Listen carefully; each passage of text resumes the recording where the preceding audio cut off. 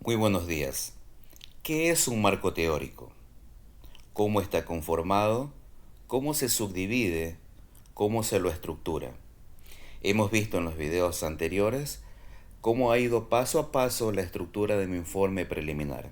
En esta ocasión, en este video, vamos a ver brevemente cómo está conformado el marco teórico. El marco teórico es toda aquella documentación, toda aquella información que me va a permitir a dar la estructura teórica, a dar las hipótesis, a consultar de manera bibliográfica para poder abordar las variables de mi tema principal y de esa manera yo poder solucionar, de esa manera yo poderle dar coherencia a mi proyecto a través de toda esta estructura basándome en el marco teórico y apuntando a mi tema principal. Bien, mi tema principal es diseño de un sistema de gestión de residuos para mejorar la sostenibilidad en Industrias de Guayaquil, Ecuador. En ese tema principal voy a identificar tres variables. Para mi caso, para este ejemplo. Entonces tengo que, como variables, es decir, cuáles son aquellos nutrientes, cuáles son aquellos enfoques de estudio, ¿sí? Son tres: gestión de residuos, sostenibilidad y industrias de Guayaquil. Cada una de estas variables yo voy a hacerles, a dividirlas en subcategorías llamadas dimensiones. Entonces, en la variable número uno, en aquel indicador número uno, en aquel enfoque número uno, llamada variable, yo voy a hacer tres subcategorías. Subcategoría uno, estrategias de reducción. Es decir, yo cómo voy a poder dimensionar, yo cómo voy a poder estructurar la gestión de residuos a través de tres subcategorías. Estrategias de reducción, reciclaje y reutilización, disposición final. Una vez que yo abordo estas tres subcategorías, estoy trabajando en mi variable número uno, que en este caso es gestión de residuos. De la misma manera, hago con sostenibilidad y con industrias de Guayaquil, que son las dos variables posteriores. Una vez realizada esa subcategoría de mi variable número uno, ahora voy a establecer los indicadores. ¿Qué son los indicadores?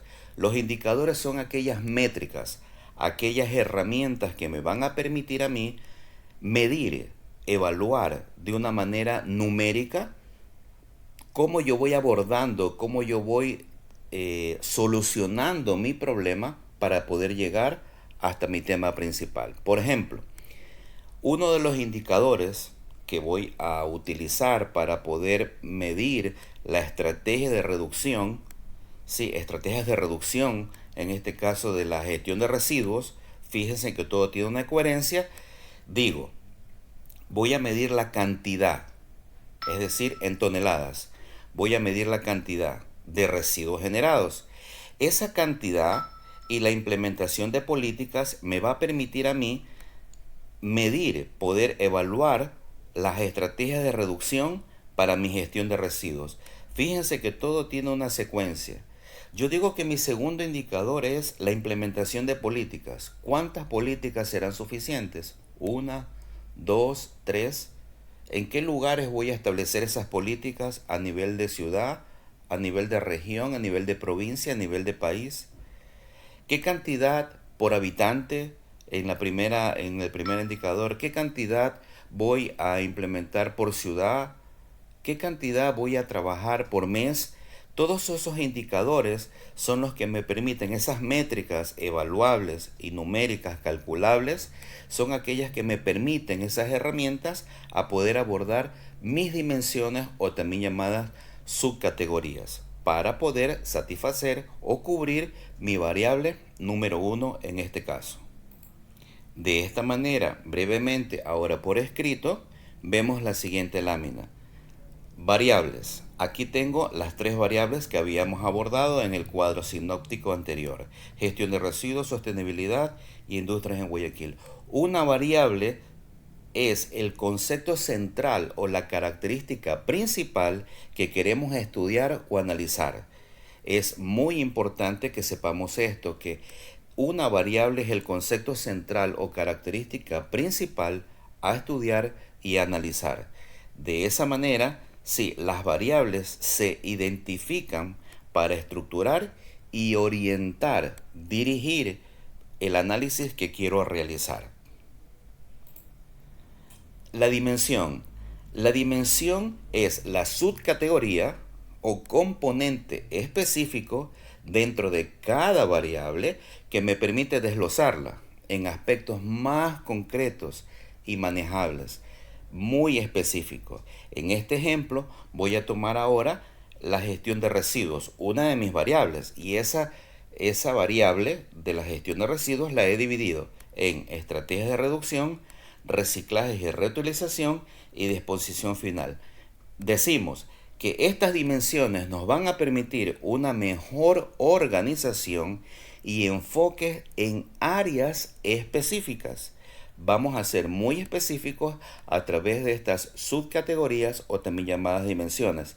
Y esas áreas específicas son el objeto de mi estudio.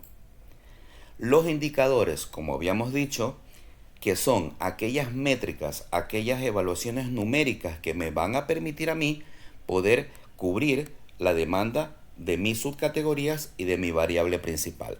Entonces tenemos que los indicadores son las medidas o criterios específicos que vamos a utilizar para evaluar, para cuantificar cada dimensión, cada subcategoría, y esto nos permite obtener datos concretos, números, medibles, para analizar el nivel de implementación o impacto de cada dimensión en el contexto de mi proyecto.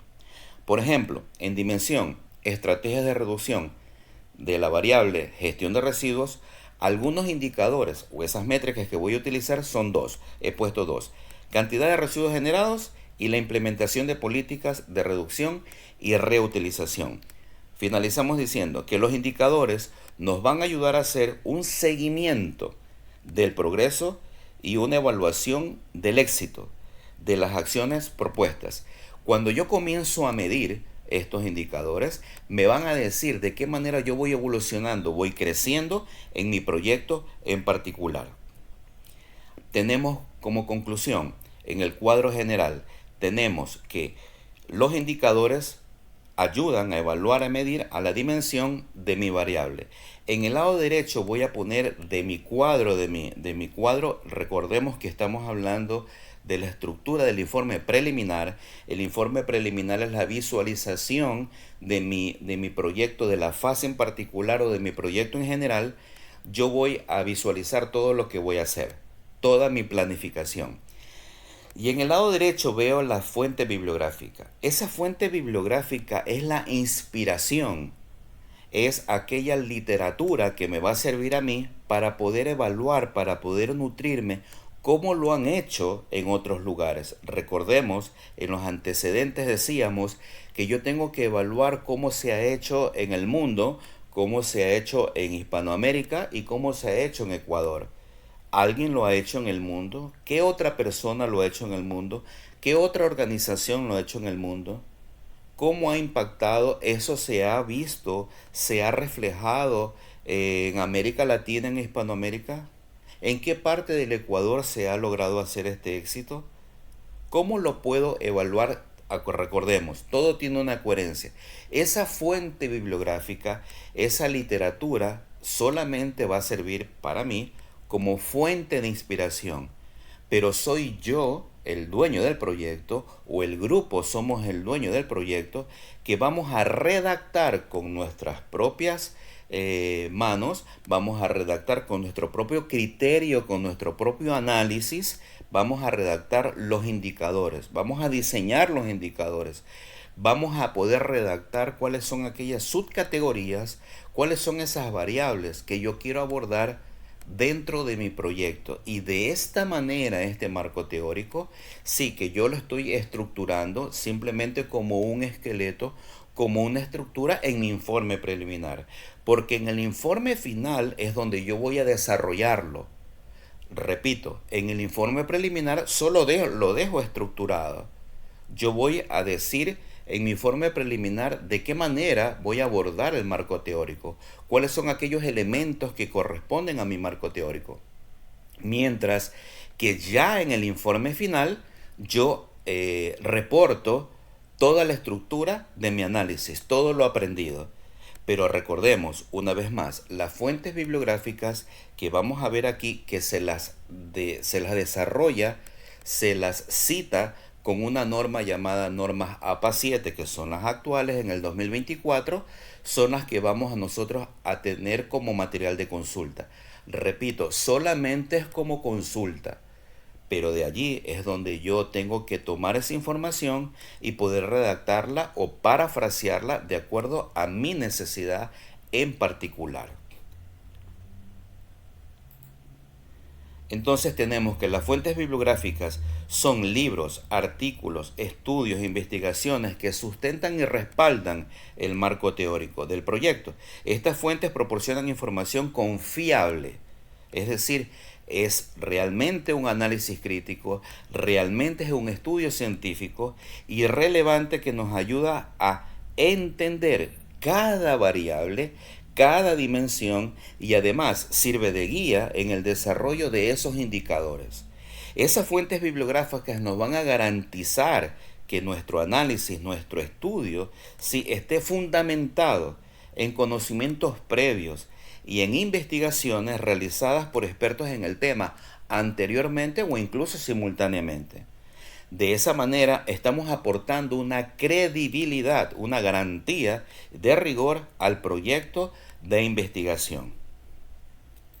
Seguidamente tenemos aquí ya la estructura del marco teórico. Esta tabla que está aquí está diseñada de acuerdo a lo que nos dice normas APA. Ustedes los pueden estudiar en los enlaces que están allá abajo para poder investigar de manera detallada cómo se redacta, cómo se escribe, cómo se estructura en normas APA. Hablando en una tabla, este es el enfoque de lo que me dice normas APA 7, séptima edición, para poder establecer una tabla. Entonces tenemos a mi mano izquierda la variable, seguidamente las subdivisiones o dimensiones, sí, las subcategorías, tenemos los medidores, los indicadores y la fuente bibliográfica. De esta manera se desarrolla el esqueleto, la estructura de mi marco teórico. Bien, espero haberlos ayudado. Este es el video del marco teórico. Aquí tenemos la segunda, que es sostenibilidad, y la tercera, las industrias de Guayaquil. Sí, repito, esto es la estructura del marco teórico, lo cual nos va a ayudar a que nuestro informe preliminar tenga un éxito rotundo. Y al final, en mi informe final, en mi informe ya del fin de gestión, del fin del proyecto, de esta fase en particular, yo puedo reportar toda la estructura ya de manera escrita en mi marco teórico. Muchas gracias.